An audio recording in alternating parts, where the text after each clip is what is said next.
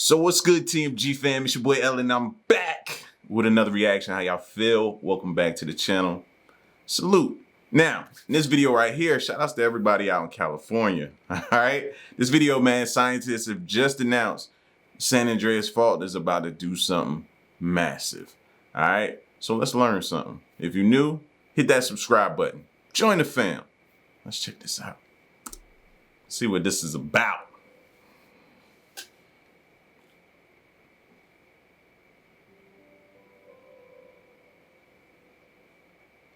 Our world is rife with mysteries and enigmas. Through the years, a myriad of wondrous events have occurred and thousands of amazing discoveries have been made. We can never be quite sure what lies beyond the horizon. Between archaeological wonders and the rapid development of technology, there is an unbound potential for our future. So today, here at Unexplained Mysteries, we'll be taking a look at recent discoveries.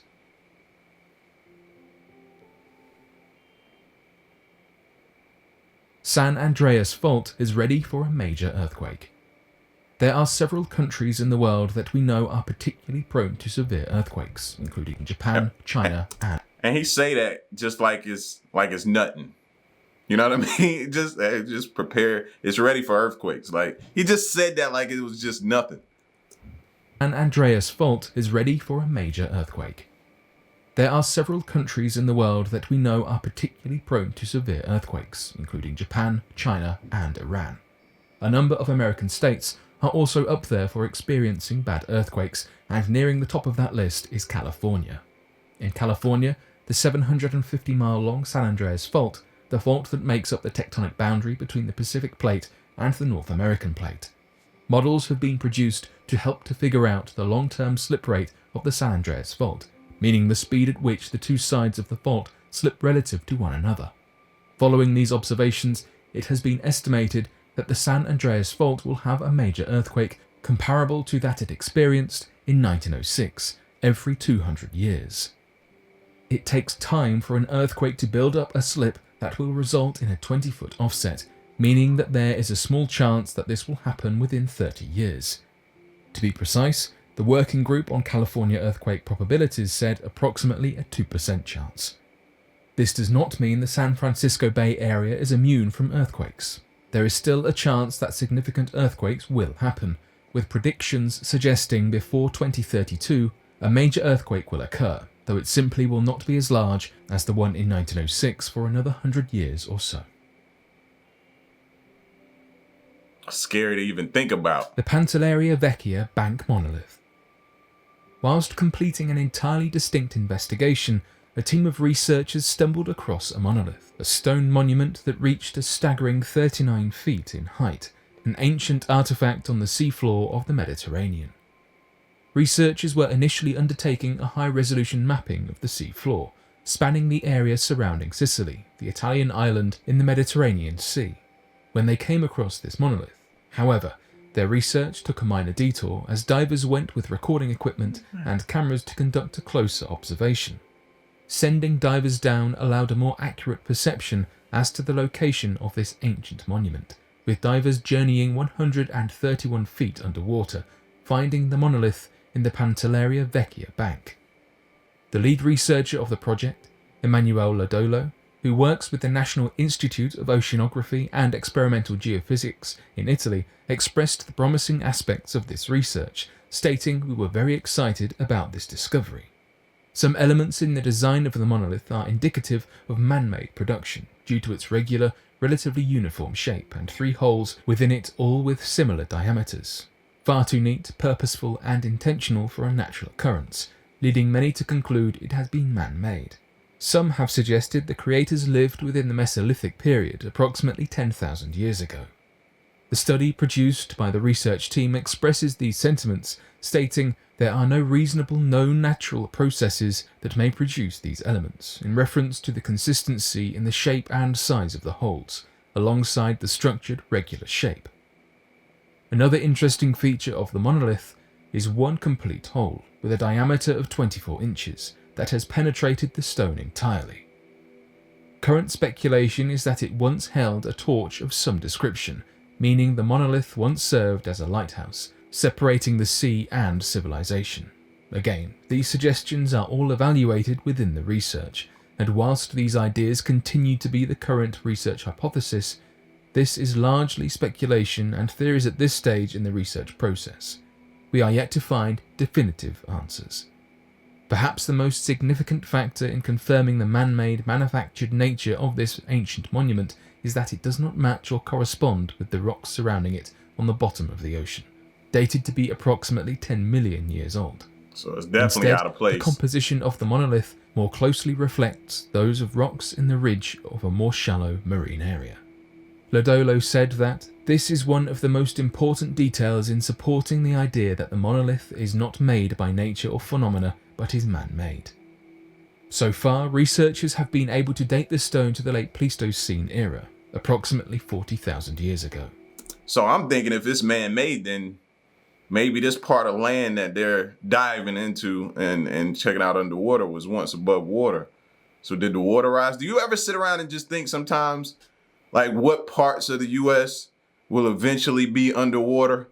I find myself thinking about, and if I had to put my money on it a lot of times, I'd be thinking about Florida. You know what I mean? No disrespect to nobody that lives in Florida, because that's one of my favorite places to destination for vacation. You know what I mean? So don't get me wrong. I ain't just trying to say it like that, but I just be thinking about everything that be happening, going on. And then another spot is, because of the earthquakes, California. So I'm thinking maybe at once upon a time, this area here was above water. We date the stone to the late Pleistocene era, approximately 40,000 years ago. This process involved the removal of shell fragments from within the rock in order to conduct radiocarbon dating tests upon it.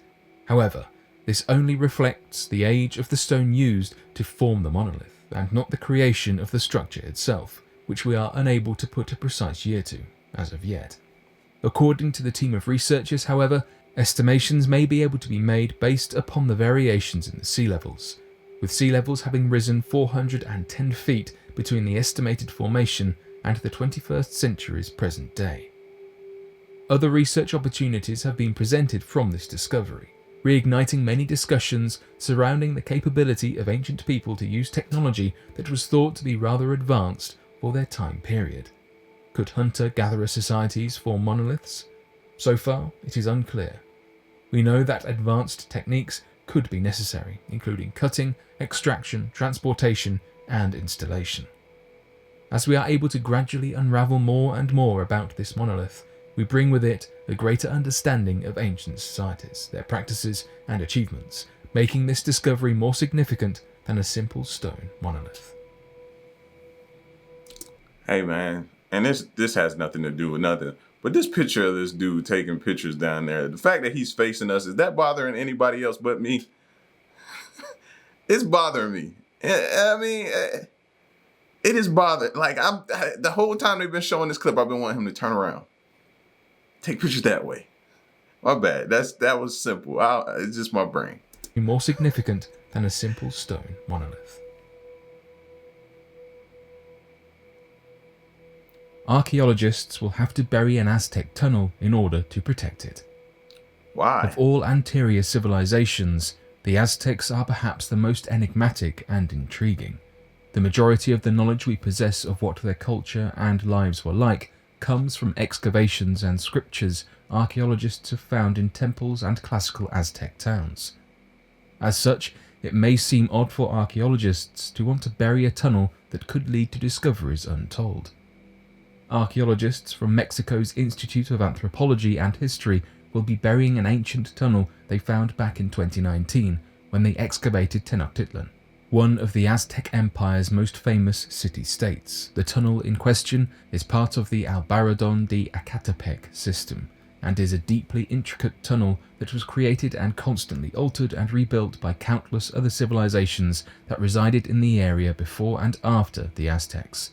Wow. For centuries, this tunnel was changed and made to reflect the culture living above it at the time. The archaeologists have a handful of reasons as to why they need to bury the tunnel, including, but not limited to, the fact the tunnel is part of Tenochtitlan's defensive system against flooding. This system is extremely complex and powerful and includes a myriad of tunnels, dams, canals, and anti-flood protective measures. When the tunnel was first discovered in 2019, the Mexican government, travel agencies, and archaeological institutes hoped to turn the site into an open exhibition for tourists to witness with their own eyes. This tunnel is truly a feat of human history. Traces of both Aztec and Spanish historical designs, innovations, and cultural influences exist in it. But the sinister side of archaeology includes dark archaeologists and marauders who might enter the tunnels illegally and take what is not theirs in order to sell them to museums or underground collectors. Burying the tunnel assures its safety from such individuals. The tunnel is stable, but was... My grandma said we can't have nothing without people trying to steal it or take something. It don't belong to you, man. Leave it alone. I would have loved it for that to be turned into a museum, man.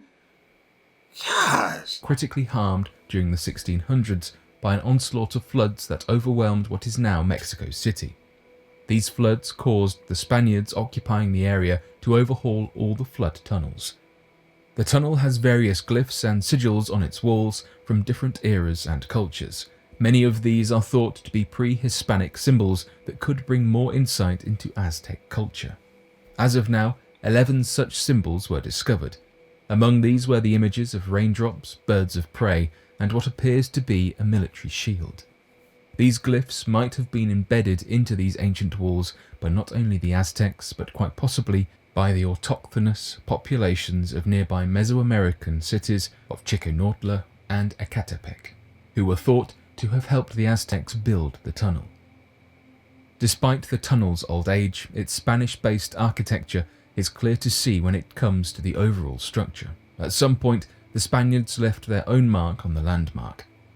It is even possible that this tunnel was built during the very early colonial period of Mesoamerica, as evidenced by the Spanish-influenced arches and features alongside the traditional Aztec and Mesoamerican glyphs and flooding systems. The archaeologists involved promised to adhere to special masonry that is meant to protect the tunnel's cultural elements from harm during its burial, and that it would be buried in a way that would make re-excavation easier in the future. Now that's good to hear. That's good to hear. The fact that we could re-dig it up and then maybe possibly then turn it into a museum. I don't know. The thieves will still be present. You still have to worry about other archaeologists coming down there and just taking things. You know what I mean? But the fact that they're just not burying it and then that's the end all be all, you know what I mean? Or destroying it or something like that. So there's hope. Lost tourist says monkeys saved him in the Amazon. The Bolivian Amazon encompasses long, deep rivers, dense canopied jungle, and mountainous terrain. It is not a place for the faint-hearted, to say the least. Nope. Fog often blankets the jungle, intertwining its way between the trees. Locals allege that the jungle can swallow you in seconds if you are not careful.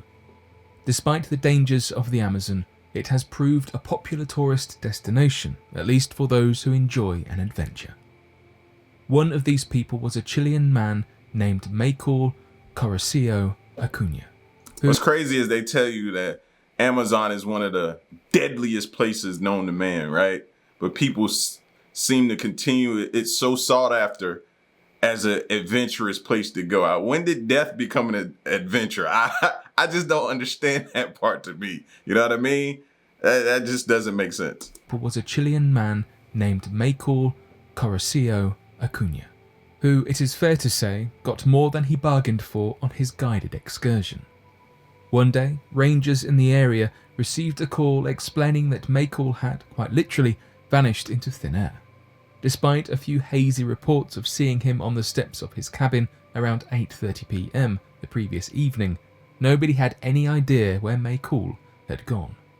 He had not left any obvious tracks behind, nor had he told any of the travelling party that he had intentions to leave. Initially, it was believed that the people on the excursion tour were playing some sort of sick prank, but the disappearance struck an unsettling chord for the rangers. Michael's disappearance, even in its early stages, was similar to that of Israeli tourist Yossi Ginsberg, who became stranded in the Bolivian Amazon for 3 weeks. Rangers hoped that Maycall would not have to try to survive for that long. When rangers reached Maycall's camp, the tour guides explained that whilst he had not announced his intentions to go AWOL, Maycall had been acting rather strangely. He had refused to take part in a traditional ceremony called Pasha Mama, instead returning to his cabin. Upon the group's arrival back at the camp, Maycall was nowhere to be seen.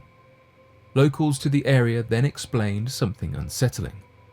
The people of the lowlands of Bolivia are very spiritual, and they believed that Maycall had been taken by a disgruntled spirit called Duende for not participating in the Pasha Mama ritual. Whilst locals tried to summon Duende back with Maycall using a series of ritualistic practices, rangers searched for over a week for the Chilean. A key breakthrough was the discovery of a sock seemingly belonging to Maycall, which the locals then used to break into his soul and furthered their attempts to bring him back. After 9 days, the search party saw something that they simply did not believe was possible. On the riverbank, Maycall was standing, alive and well, sort of, with a stick in his hand. He had somehow survived 9 days in the jungle, all alone. But how? Maycall claimed that when he had got lost, he could not find the river. Instead, he followed a group of monkeys who guided him to water sources and dropped him fruit along the way. He was then suddenly overcome with an overwhelming desire to return back to the camp, and somehow found his way there. Now, please understand, everybody's not this lucky, bro. Everybody, no, you mess around and run into a monkey out there and he do something to you. So understand this is a anomaly. Maycall, as far as we know, is alive and well. The locals believe that he could not have survived alone in the jungle, however, no matter the monkey's help.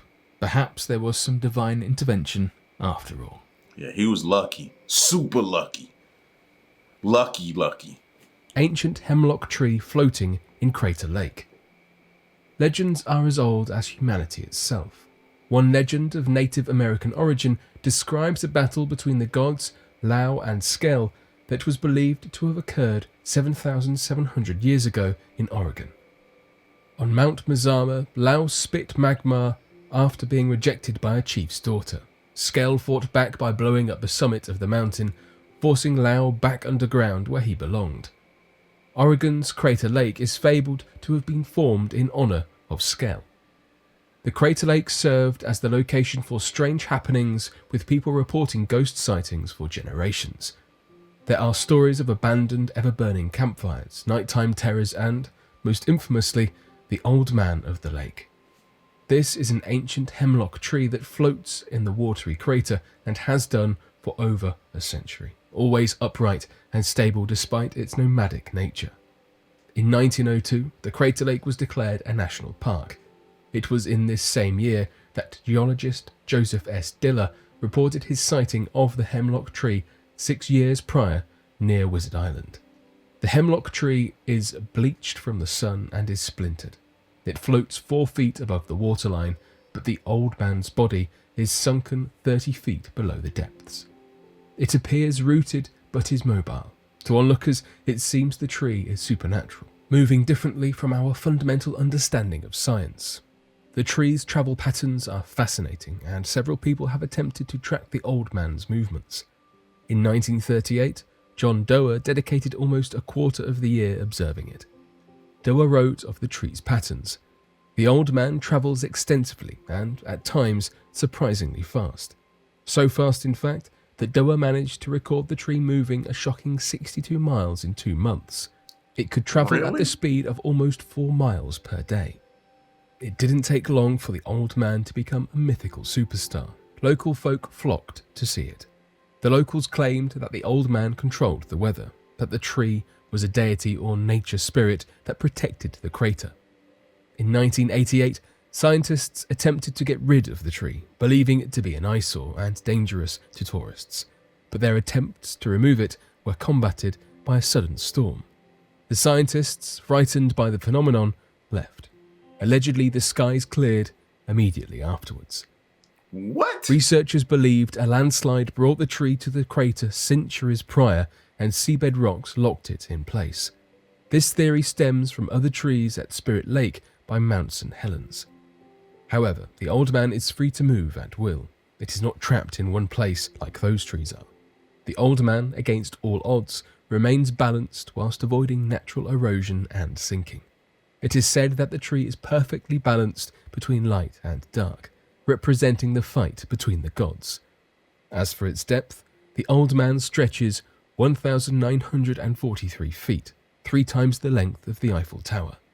When analysed, the tree was found to be 500 years old, but it could be older. David Grimes, a ranger, happily shows off the old man during his boat tours. When questioned about his own theory, Grimes stated his belief that the refreshing cold water in the lake keeps the wood rejuvenated. According to Grimes, the old man has character, a story, and history, and he, along with the other rangers, treasure the tree as a vital part of the park. Some things you just gotta be like, it is what it is, man.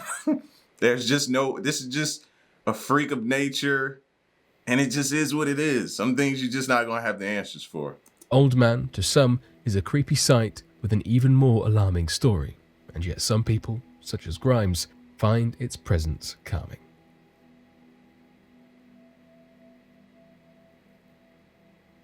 But what do you make of these discoveries? They're crazy. You got monkeys helping a dude to survive, feeding them fruit. You got the San Andreas Fault. You know what I mean? A tree just sitting in the middle of the water. You know what I mean? It can travel. It can do it at once. It's just sun tanning out there. I'm telling you, man, we've begun to scratch the surface on just some of the most extraordinary finds on this planet alone. And now we want to explore other planets? It's going to take multiple lifetimes, bro, beyond to discover everything that's out here to discover. So we just take it day by day, bro. That's all we can do. Y'all get at me in the comment section, though, and let me know what you thought of this video. Stick around and stay tuned. I'm gone. Peace.